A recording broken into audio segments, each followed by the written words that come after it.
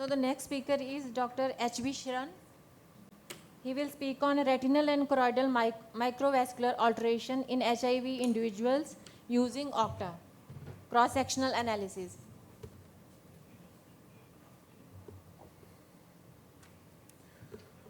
Good morning, everyone. Myself, Dr. Sharan, junior resident from AFMC Pune. I will be presenting a paper on assessment of retinal and choroidal microvascular alterations in HIV positive individuals using optical coherence tomography angiography with CD4 count correlation. Introduction. Retinal vasculature offers unique opportunity to study microvascular changes affecting systemic vascular health. Current study investigates subclinical microvascular changes in well-controlled HIV positive individuals using OCTA. There are other studies which shows the clinical changes. Aims and objective. The primary aim of this study is to evaluate retinal and choroidal microvascular changes in well-controlled HIV positive individuals on ART using OCTA. Primary objective is to investigate differences in macular vessel density and macular vessel linear density between well-controlled HIV positive individuals on ART and healthy controls using OCTA. Secondary is to assess the foveal avascular zone changes among HIV positive individuals. And the last objective is to assess the microvascular changes in HIV positive subgroup.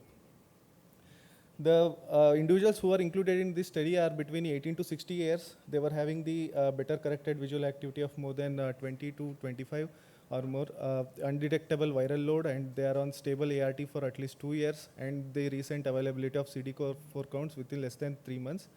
And the people who are excluded from this study are having refractive power of spherical equivalent of more than plus or minus 6 diopters. OCTA, poor images of poor quality of OCTA images, and clinical signs of HIV-related retinal microvasculopathy or any concomitant systemic ocular pathology affecting the retinal microvasculation, or any history of intraocular surgery or trauma. Methods: it's a cross-sectional study where 50 HIV positive patients on ART results were compared with 50 healthy age and sex match controls. OCTA performed with Heidelberg Spectralis machine, and through a software we measured the vessel density and vessel linear density, and FAZ area was measured manually in superficial and deep layers. So HIV group was subdivided into low CD4, which is less than 350 cells per millimeter cube group, and normal CD4 more than 350 cells. And this picture shows the OCTA images. Picture A showing the nerve fiber layer, and picture B showing the superficial vascular plexus, C showing the intermediate capillary plexus, D showing the deep capillary plexus, E is choriocapillaris, F is choroid. The results: superficial vascular plexus vessel density is significantly lower in HIV group, and choroidal vessel linear density is significantly higher in HIV group. And there was a non-significant finding of foveal avascular zone area larger in HIV group. And we had also weak correlation trends with CD4 count. These results were not statistically significant. These are load CD4 subgroup, HIV subgroup had lower SVP VD and higher choroidal VID. And in this picture we can see the VD comparison, vessel density comparison. Average macular vessel density is plotted in y-axis, and in the x-axis the other parameters. If you see, the p-value is less than 0.01, which is significant for superficial vessel plexus, vascular plexus, and this one shows the VLD comparison in choroid region. Here also the p-value is significant for HIV positive cases compared to controls. And FAZ comparison, though it is not significant, in this picture we can see the superficial vascular plexus had more FAZ when measured manually. And discussion: reduced SVP VD suggests early vascular changes. Increased choroidal VLD in spite of reducing trends were shown as per the previous studies. Trends align with previous studies showing FAZ enlargement and VD reaction. OCTA can serve as a non-invasive biomarker for systemic vascular health in HIV patients. And I would like to wrap up with a point that HIV positive individuals show retinal and choroidal microvascular changes even after starting on ART. Lower SPP VD and higher choroidal VLD, especially seen in lower CD4 counts.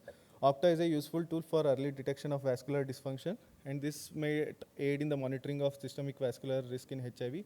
But we need further studies for we need further longitudinal studies compared with systemic biomarkers.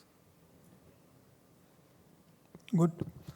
So just wanted to know, like these HIV positive patients, how long they were positive, and were they controlled on ART? Sir, or they were controlled on ART. Minimum was 2 years, sir. We had taken 2 years, sir. minimum 2 2 years? 2 years they were on ART, sir. They were on ART. Yes, sir. And diagnosed since 2 years. Since 2 years, sir. Minimum was 2 years, sir. Okay. And maximum? Sir, maximum we had up to 5-6 years only, sir. Okay, Not beyond that, sir. Yes, sir. Because once the changes appear in the patient, they were not eligible as per the study, sir. That was the exclusion criteria. Okay. So if you see some retinal hemorrhages or Yes, sir. soft, They were excluded, sir. those patients were excluded. Yes, sir. So there was no vascular anomaly as such in these patients? Yes, sir. Yes, sir. That was the exclusion criteria, sir. Were they still on ART? Or Yes, sir. They were on ART, sir. 50 the patients. ART has been And you have studied FZ, superficial and deep both? Only superficial layer showed the significant enlargement of area, sir. But Deep- that is not vascular density. You've not studied vascular no, sir. density. No, sir. That was measured manually, sir. FSA. Measured manually? Yes, sir. See, I think since I was in college some 30 years ago, I remember we used to, when FFA was there, I think we were always told that never comment on FA without a color photograph. So similarly, I don't think that Octa has any, because it is the machine with the maximum amount of artifacts. And Yes, sir. sectioning is a big problem with Octa, because sectioning is something that needs to be done manually, and it is correlated again to the clinical pathology of the patient, Yes, and sir. also the color photograph or whatever, the visual acuity that you have. Sir. So I think with a very manual scanning and a manual measurement, I think Sir, we use the software, sir, to process the images and to calculate the no, the Z binarized- image. What software? Sir, that is measuring the vascular density software. No, sir. so that is what I'm saying. The vascular density can only be measured on a Cirrus 6000. It cannot be measured in any other of the Octas as of now, at least. Yeah. Others are again. So that is what I asked you first. That have you measured the density, because you've not done the superficial density. You know, you've just manually measured the Octa. Yes, sir. We processed those images in a software, sir, and we calculated the vessel density, sir, by a formula, sir. Right. Sir, this is Heidelberg Spectralis German-made machine, sir. Thank you. Right. So we will